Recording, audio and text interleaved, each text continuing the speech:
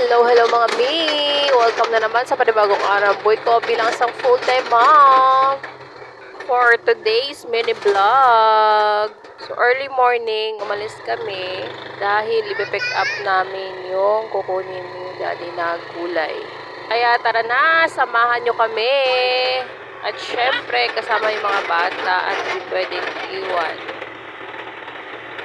Tara, samahan nyo ako para makita nyo ang tanawin dito sa amin. Hindi naman siya masyadong bundok-bundok, patag naman ito, pero maraming mga puno. At syempre, probinsya ito, mga palayan. Meron pa rin naman malalawak na palayan dito sa banda sa amin. So, sa kabilang barangay na ito, pero kalapit lang din sa barangay namin. So, dito yung buhay papunta doon sa pag-pick upan namin ng gulay.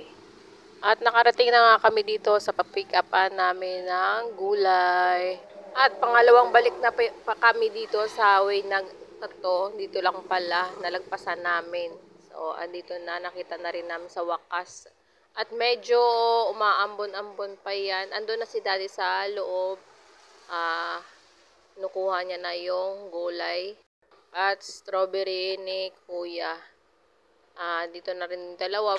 Pumunta na rin dalawa. Di nakatiis. Ayan o. Si Ate Polly at si Kuya Pongpong.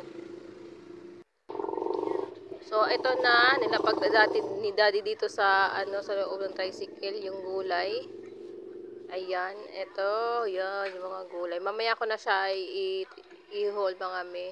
Saka meron pala siyang in-order na burger patty. Ayun, nasa green na plastic.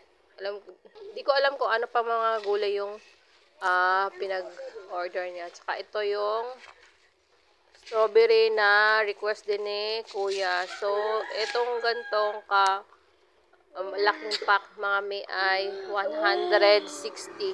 Pero tignan nyo lang, medyo malaki pero sa actual ay maliliit lang po siya. Ayan. So, pauwi na kami, pauwi.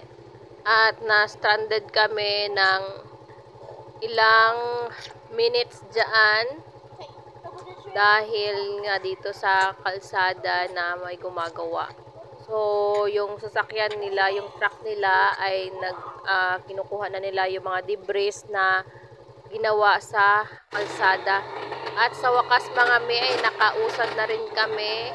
Ayan. So, maalis na kami. Malapit na din kami makarating sa bahay nito.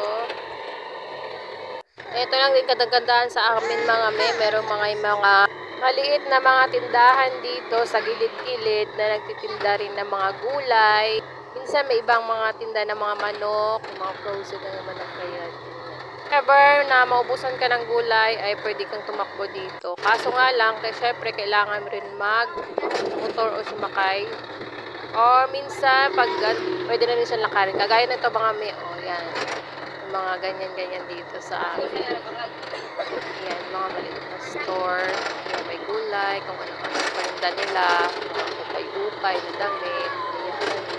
So, fast forward na mga may, dito na kami sa bahay. At ito na, pinipare na ni daddy yung aming breakfast. So, hindi pa kami nakapag-breakfast kanina bago umalis.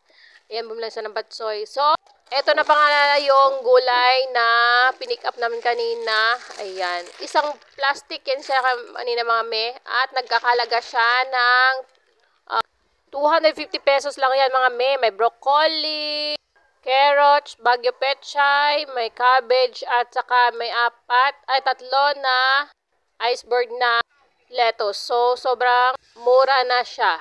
So, that's it for today mga me. Thank you for watching. God bless!